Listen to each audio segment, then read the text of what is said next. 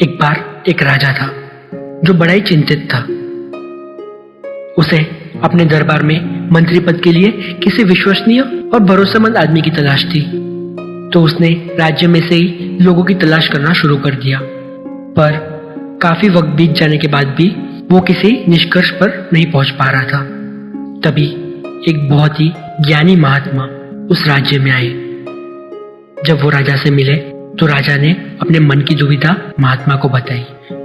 राजा बोले कि मैं तय नहीं कर पा रहा हूं कि मैं किसे मंत्री बनाऊं। अनेक लोगों को मैंने परखा और मेरी दृष्टि में 2 लोग हैं, और इन 2 लोगों में से ही मैं किसी एक को मंत्री बनाने का सोच रहा हूं। कौन है वो दोनों? महात्मा ने पूछा।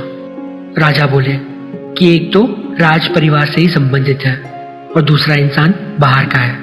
उसके पिताजी हमारे यहाँ सेवक हुआ करते थे, पर अब वो इस दुनिया में नहीं है। पर ये युवक बड़ा ही चतुर और ज्ञानी है, और वो बहुत ही पढ़ा लिखा भी है। और जो परिवार से संबंधित युवक है वो बड़ा ही मामूली और साधारण है।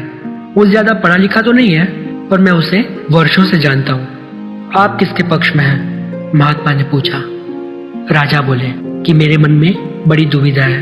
वो राज परिवार का इंसान कम योग्य है, पर अपना है, और मेरा मन उसकी तरफ ज्यादा इशारा कर रहा है। महात्मा ने थोड़ा सोचा और बोले कि राजन, रोग भी शरीर के अंदर ही उपजता है, तो वो भी अपना ही होता है। इसका मतलब ये तो नहीं है कि हम उसका इलाज ना करें, और उसका उपचार जिन जड़ी बूटियों से होता है वो भी जंगलों और पहाड़ों पर ही मिलती है और बाहर की होती है, पर हमारे लिए लाभकारक होती है।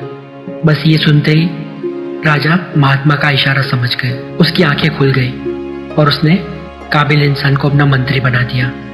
दोस्तों, जिंदगी में आपकी अपनी जिंदगी में भी ऐसे मौके आएंगे जब आपको भी चुनना होगा, किसी काबिल व्यक्ति में और किसी करीबी व्यक्ति में। और आपको भी ये ध्यान रखना है कि करीबी लोगों को आप चुन तो लोगे, पर अगर वो काबिल नहीं हुए तो वो आपको भी अपने साथ ले डूबेंगे। और इसका सबसे अच्छा उदाहरण हमारे देश में ही है। अगर माताजी पप्पू को न चुनकर किसी योग्य इंसान को पार्टी का उत्तराधिकारी चुनती तो आज देश की सबसे पुरानी राजनीतिक पार्टी खत्म होने के कगार पे ना होती। खैर, देश तो फिलहाल बड़े ही काबिल हाथों में है, जो काबिल उम्मीदवारों को मौके देकर देश में विकास कर रहा है। तो बस ये बात याद रखो कि काबिल इंसान को मौका दोगे तो आपका काम आधा हो जाएगा, और अगर नहीं दिया तो खैर, वो तो काबिल है, कुछ ना कुछ तो कर लेगा अपनी जिंदगी के साथ। मैं हूँ वैभव भानुशाली।